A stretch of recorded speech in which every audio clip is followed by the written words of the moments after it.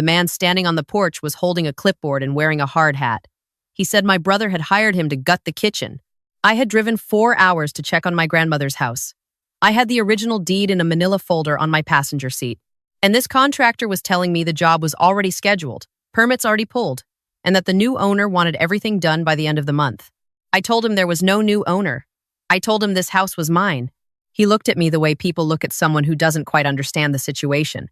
Polite, patient, a little condescending. He pulled out his phone and showed me a signed work order. My brother's name was at the top. The address was my grandmother's address. The property owner line had my brother's name on it. I didn't scream. I didn't cry.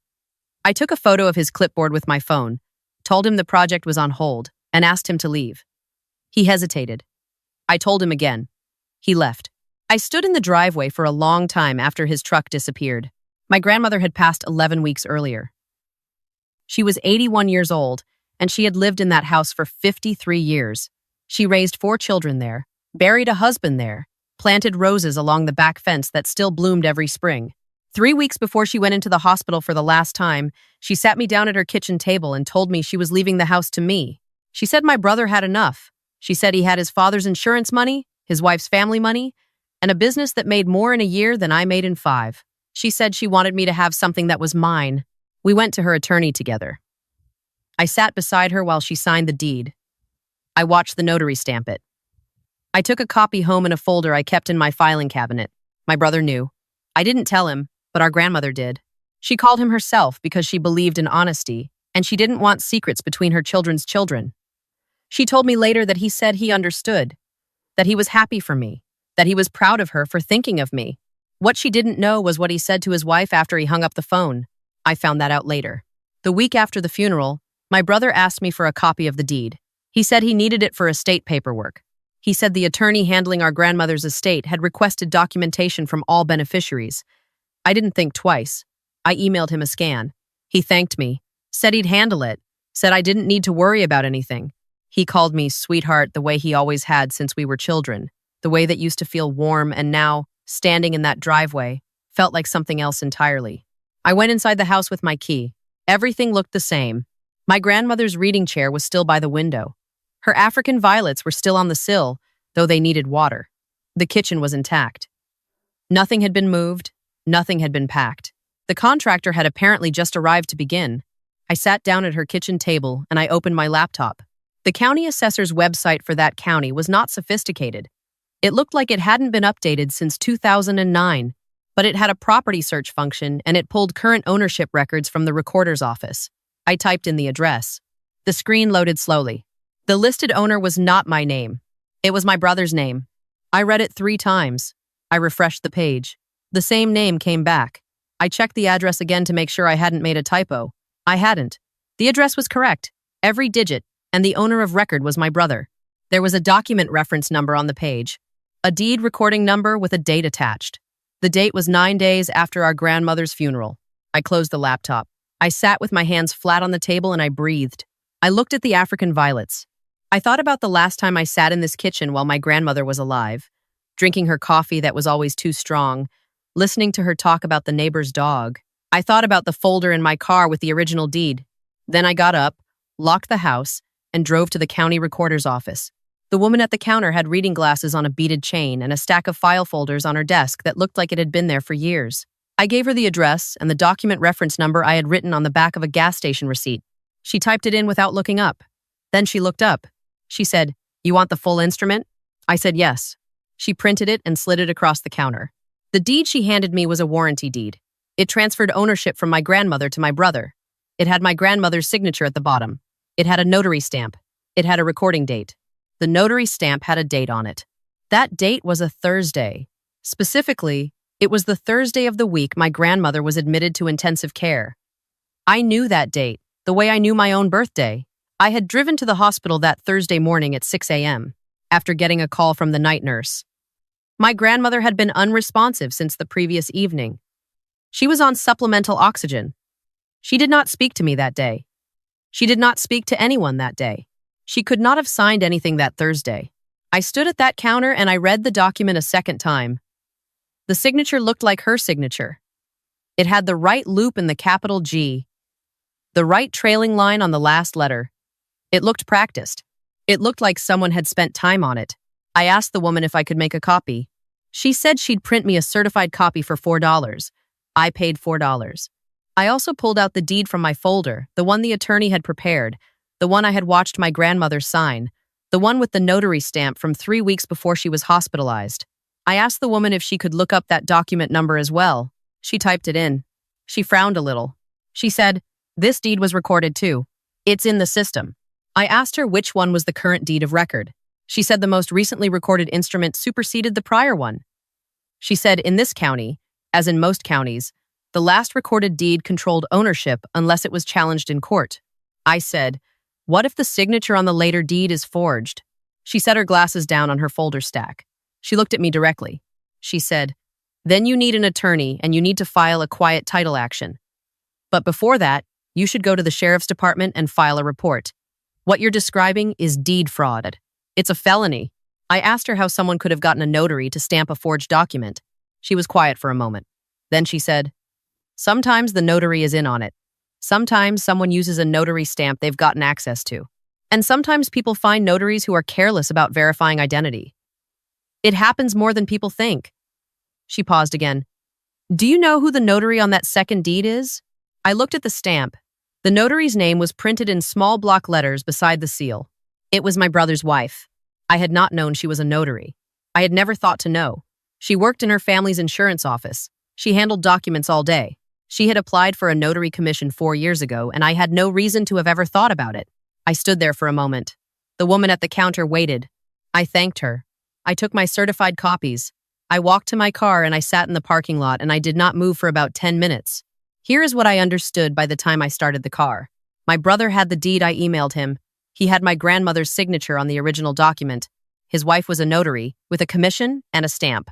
Someone, and I was now fairly certain I knew who had used that original signature as a reference to produce a forgery, had his wife stamp it, and had recorded it at the county courthouse 9 days after the funeral, when I was still back home, still bringing casseroles to people, and writing thank you notes for the flowers. He had waited until I was distracted by grief. He had moved while I was still crying. I called the attorney who had prepared the original deed. I had her number in my phone from the estate process. She answered on the 3rd ring. I told her what I had found. She was quiet for a moment. Then she said to come to her office as soon as I could. "Bring both deeds. Bring everything." She said not to speak to my brother before I spoke to her. I drove to her office. She was a small woman with short silver hair and a very organized desk. She looked at both deeds side by side. She looked at the notary name on the second deed. She looked at me. She said, "The date on this notarization is the day your grandmother was in the ICU." I said I knew. She said, "I can pull my records and confirm the exact time I met with your grandmother for the original deed signing. I have photographs from that appointment because I document all signings. She was lucid, she was present, and she stated clearly on the record her intent to transfer ownership to you." She picked up the second deed again. She held it close. She said, "This signature is good. It's not perfect, but it's good. Someone studied the original." She set it down. She said, "I'm going to help you file a lis pendens on the property today. That puts a public notice on the title so it cannot be sold or transferred while litigation is pending. Then you need to go to the sheriff's department, today, not tomorrow." I asked what would happen to my brother. She looked at me over her glasses. She said, "Deed fraud is a felony. Notary fraud is a separate charge.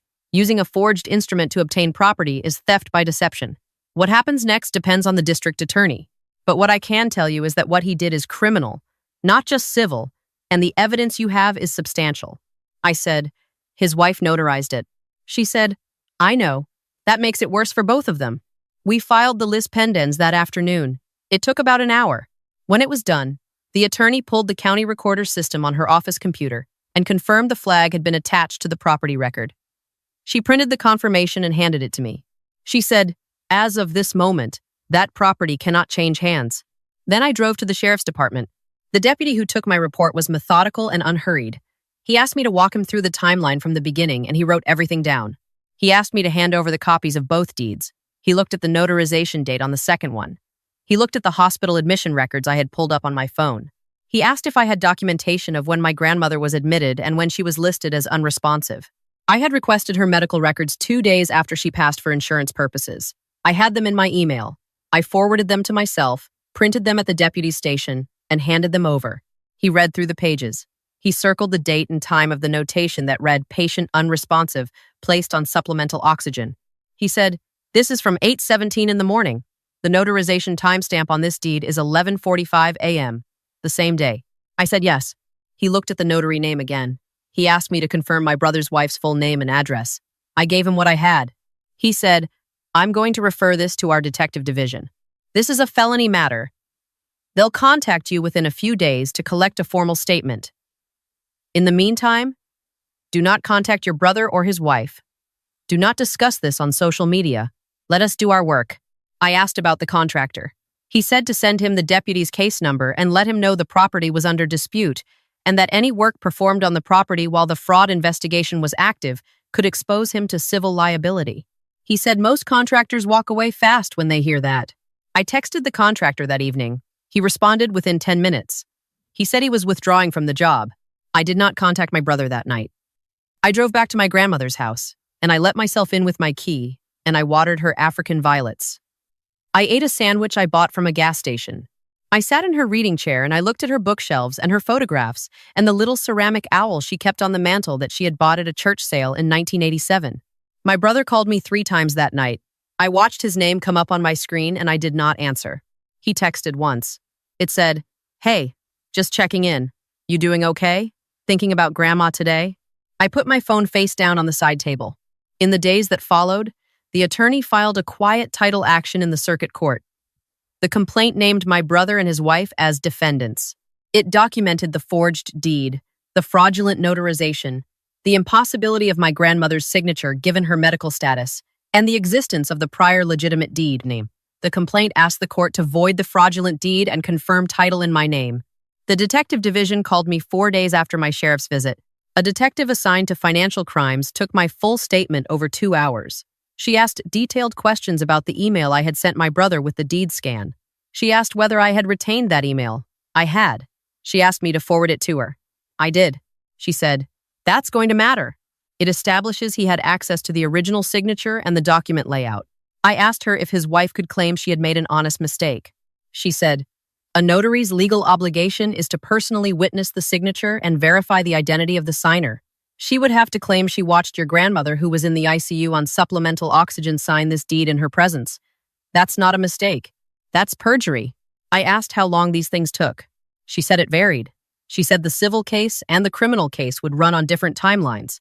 She said the civil case might resolve faster because the evidence was documentary and clear.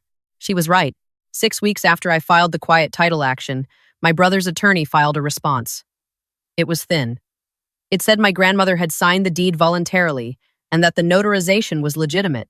It offered no explanation for how my grandmother had signed anything while she was listed as unresponsive in the ICU.